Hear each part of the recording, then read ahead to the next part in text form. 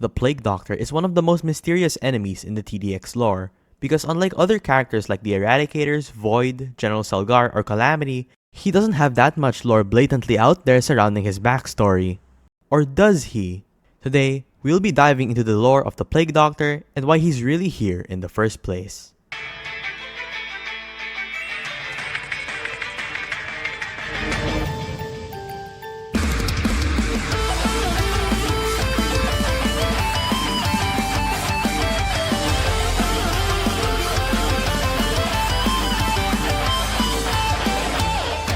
Hello Internet, and welcome to another TDX theory. And now, let's talk about the Plague Doctor.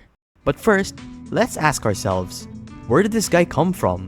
Because Plague Doctors are usually prominent throughout the 14th to 17th century. But if we look at his badge description, it actually says back to the 1300s, so it's safe to say that this Plague Doctor is definitely from the distant past. If that wasn't enough evidence, a quick history lesson would be that in Western Europe, Plague Doctors were one of the most prominent figures from the 1300s, which was during the outbreak of the bubonic plague.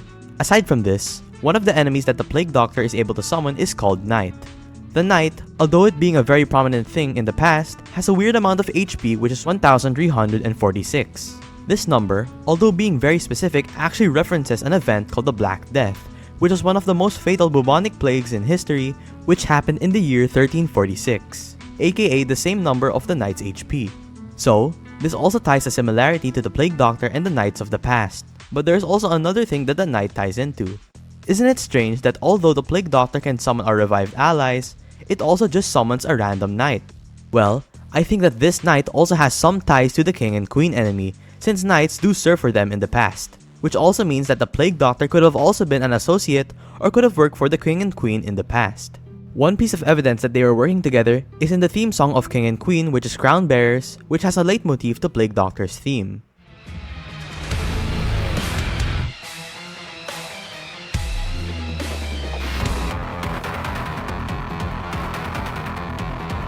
So I think it's safe to say that in one way or another, the Plague Doctor did work for the King and Queen in the past in the 1300s. But if all of them were from the past, how are they now appearing in the future, like in Easy and Elite mode? Well, it's time to talk about Dr. Xenon's side of the story. After she left the GDA, she wanted to have her own army of the undead, sort of like how Void had his own army, since she did ally with him in the past. So, she searched for the Plague Doctor, as he had the capabilities of summoning an undead horde of zombies. When she did find him, all that was left of him was his corpse since he died hundreds of years ago. With her newfound Calamity energy, she utilized them to resurrect the Plague Doctor by attaching a Calamity strap to his body. Although in Easy mode, his strap appears green and not red like the usual Calamity straps. But he does have the ability to turn it red, blue, and gray for his different gas options. Even in some drawings and renders of him, he is seen with the red Calamity strap. Another detail to point out that they do in fact have an alliance is this picture with Xenon and Mallory with a tube of liquid/gas from the Plague Doctor that they are seemingly experimenting on.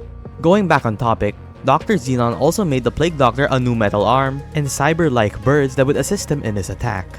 After all of this, he was sent to attack the GDA in Easy mode, but he was eventually defeated by us.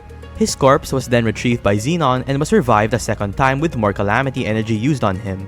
We know that more energy was used on him because of the bigger Calamity strap used compared to the previously used smaller one. He was also equipped with a scythe, a metal mask, and a new arm and leg. This time, Dr. Xenon and revived Plague Doctor established the Plague Division, which is a division of enemies who are either from the past or wearing this bird-like mask, which you may have seen on other various enemies.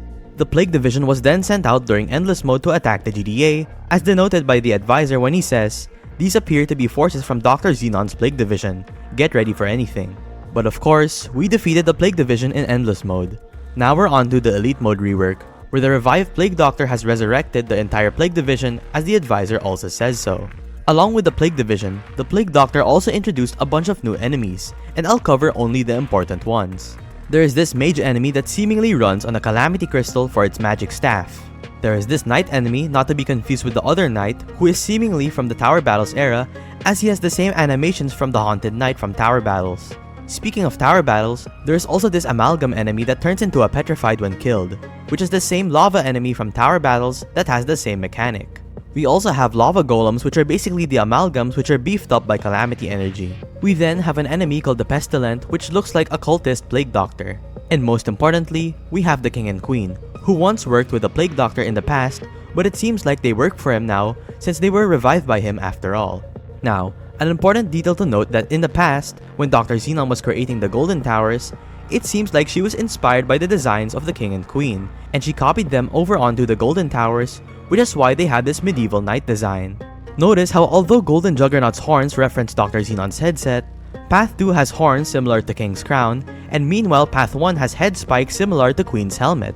Not only that, but Path 2 Golden Mine Layer has a striking similarity to King's design, with the left shoulder armor and the red strap along the chest. The King and Queen were also both supplied with Calamity energy, as I doubt that they had that in the past, along with the Calamity powered sword, or it could just be a laser sword.